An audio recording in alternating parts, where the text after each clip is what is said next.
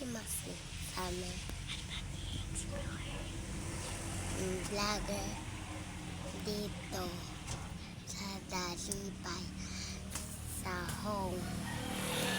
Tara, vlog na tayo. Ito pala ang bahay namin. Diyan kami nakatira. Ito pala ang tricycle namin.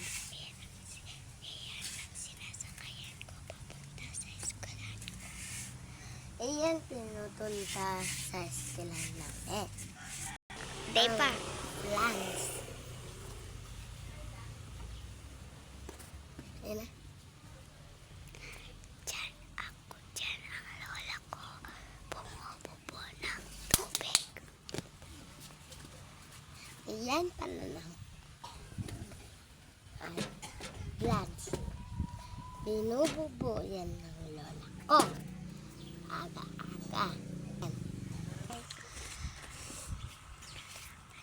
Salamat po sa pagkasama sa Explore Sam. Thank you. Click the subscribe button. Like, subscribe. Thank you. Bye-bye.